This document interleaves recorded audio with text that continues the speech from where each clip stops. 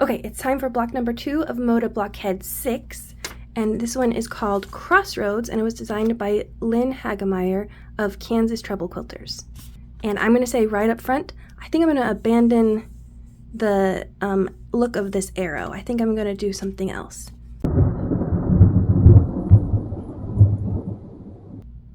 These are the scraps that I'm going to be working with today. I'm trying not to buy any new fabric. I'm really trying, but there's so much popping up in my feed lately. But this is what I'm trying to work out with. But before I talk about that, I want to show my block from last week because I got a request to see the back of the block.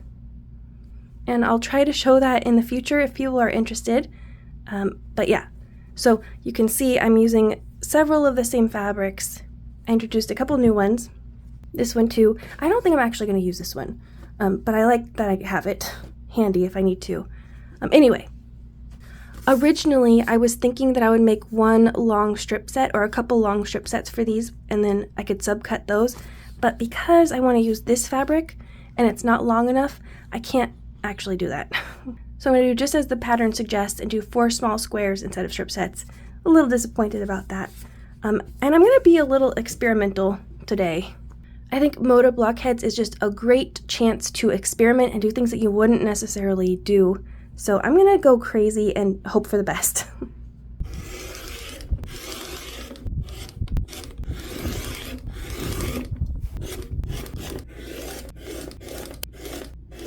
So you can see I have a little bit of selvage there on the end, but it shouldn't be a problem. It should go right into the seam allowance.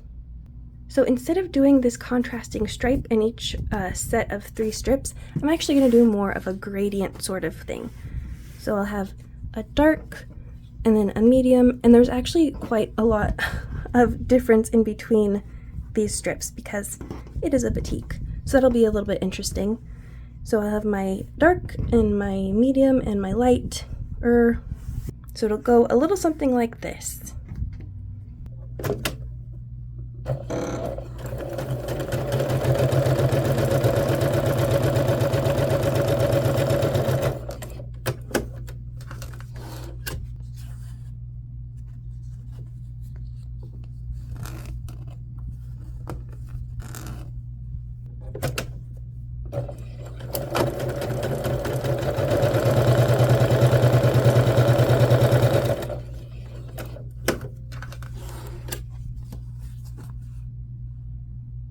I'm pressing these seams open, not for any good reason really. I might not have to do any nesting or anything, so I just sort of feel like it.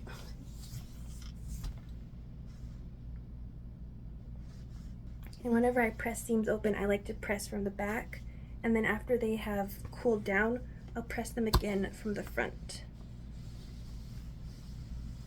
I just feel like I get a very flat press that way. Or it might all be in my head, who knows.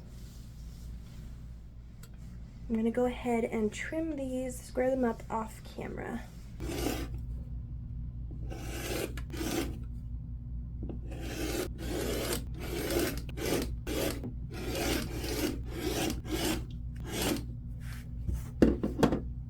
I used my spinning mat to cut my quarter square triangles. I think spinning mats are great. I love them. I use them very sporadically though for very specific things. But a great thing to have in your quilt room if you have the room and the budget. I recommend it. I'll put a couple links for spinning mats in the description of this video, so check them out if you're interested. Okay, full disclosure here. Hourglass blocks are not my favorite. They give me the ick a little bit. When I see them, I'm like, oh, okay. I'll make them, but they're not my favorite. The same goes for churn dashes. For some reason, I just cannot stand a churn dash. In fact, churn dashes I hate, or I strongly dislike more than I dislike the hourglass shapes. Anyway, that is to say, I'm going to take these to my machine. And when I feed them through the machine, I'm going to go from this 90-degree corner and not this pointy corner, because it's going to get stuck in my machine if I go that way. So now I've turned it all around and I don't know which way's right. Okay. Start over. Gotcha. Okay. Taking these to the sewing machine. If you're enjoying this video, don't forget to like, comment, and subscribe. And if you want to support this channel, check out my merch shop and buy me a coffee page. Okay, let's get back to the video.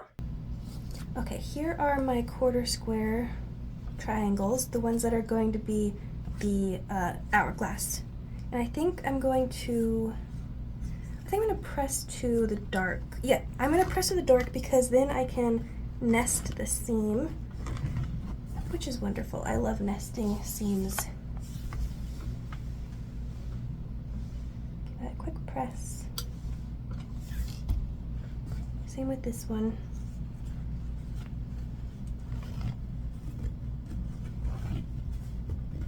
Trying not to stretch anything out of shape. Okay. And oh, I finished the half square triangles, and I think I'm going to press those to the dark also, if I can open them.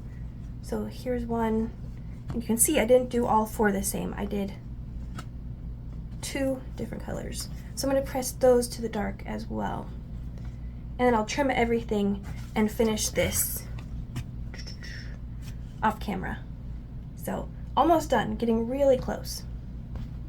I forgot to mention another great thing about nesting seams, besides just they match up so nicely, is that you can spin that seam so that it doesn't take up, it isn't quite as bulky in the quilt, in your finished block. And of course this one doesn't want to open for some reason, since I have the camera out. But I'll do what I can to open that up and then press this flat. Okay, honesty time here. I used to have a terrible time squaring up hourglass blocks. I just had this mental block and I just couldn't figure out, and I'd like eyeball it, and I want everyone to know it's much simpler than it seems, or than it seemed to me. I have this good 4.5-inch square up ruler. Totally recommend it. I use it all the time. And I'm going to line up one of the diagonals with the diagonal on my ruler, and then I'm going to follow that line down on the diagonal until this 3.5 mark here touches the edge of the triangle. So right about there. So you see right up here, touching the edge, the diagonal is in place, and I would cut here and here. I like to do it on an angle because it's a little bit easier for me to manage. And then I would spin it around and cut the other side. So it's entirely possible that I'm the only one who had a really hard time with that, but I wanted to leave that little tip here in the video just in case someone else was having that sort of mental block that I had. So I'm going to trim this off camera because the camera's right here in my face and I can't see very well, and I don't want to mess this up. Okay, so all of my little units are done and pressed and trimmed and all of that, and now I can just simplify this into a 9 patch. So here's my center, and I'm going to alternate these corners. So I'll have a pink one on this corner and a pink one down here on the bottom corner. And then I'll take my strip sets and I'm going to align them so that this pink touches the pink half square triangle. So it's going to look like that. And I'll do the same down here.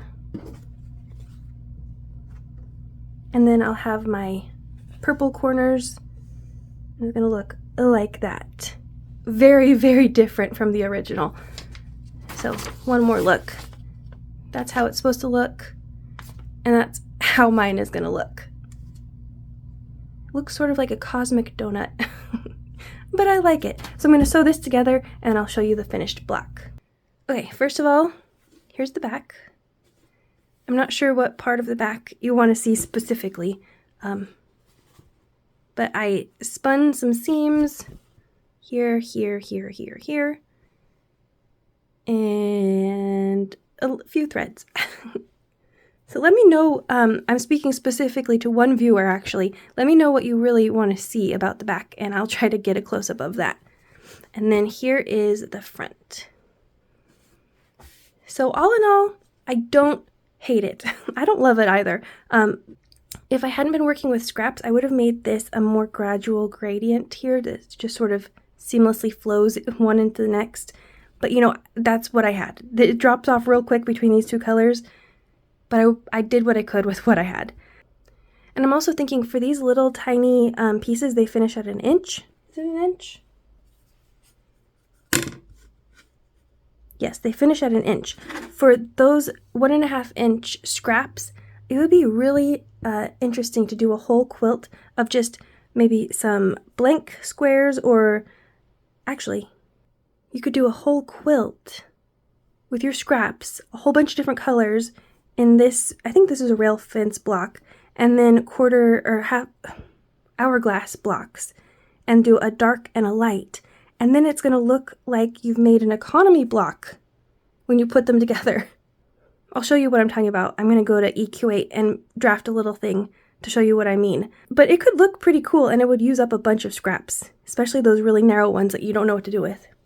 If you enjoyed this video, please like, comment, and subscribe so you don't miss upcoming videos. And I'll see you again real soon. Bye!